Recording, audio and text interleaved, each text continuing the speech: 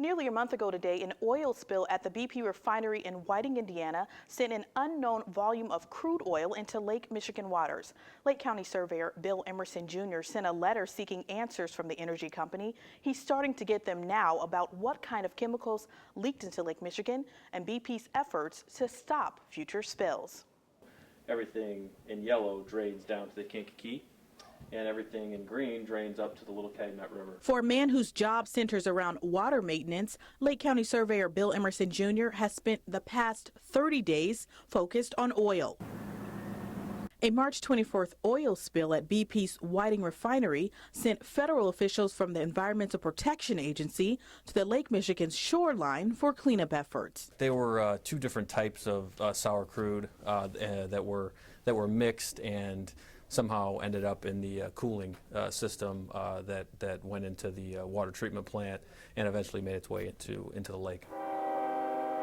15 to 39 barrels of oil spilled into the lakefront, BP spokesman Scott Dean says. Though federal EPA officials declared the cleanup complete on April 4th, Emerson, an engineer and lawyer, wants more accountability on the local level. The spill happened so close to the water intake for the Hammond Water Works, and heaven forbid, and there's no sign that this happened, but if that water were to make its way to that intake, it would become my problem very quickly.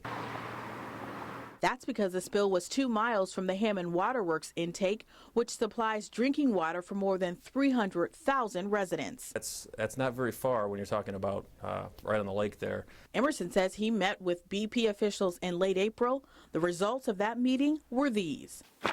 They provided these two material safety data sheets showing the types of oil that spilled into the lake. The material safety data sheets, or safety data sheets, are OSHA required for hazardous chemicals and can be requested from BP by the public. Emerson says the documents provide the answer to a lingering question since the spill: the physical and chemical properties of the crude oil. 3 types of ingredients were present: benzene, hydrogen sulfide, and polycyclic aromatic hydrocarbons, or PHHs. These chemicals volatilize into the air. My understanding from the cleanup activities is that the level that was released from these chemicals may not have long-term effects on the ecosystem.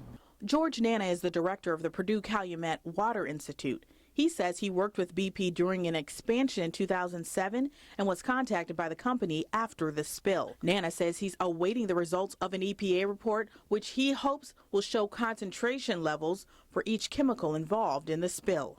What is not clear yet, or at least I've not seen from the cleanup exercise, is the level of the concentration of these 3 chemicals, benzene, hydrogen sulfide, that was released into the atmosphere.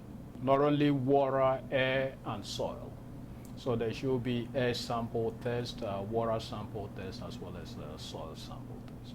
Both BP and officials from the Indiana Department of Environmental Management say there's no known deadline for the EPA's final report. Since the spill occurred in an international shipping water, Lake Michigan, the feds took the lead. Though cleanup efforts are over, Emerson says safety measures should be ongoing. One of the things I'm really concerned with is making sure that this doesn't happen again. Preserving the Lake Michigan is not just beneficial to industry, but as a community, preserving the health of the ecosystem is very, very important.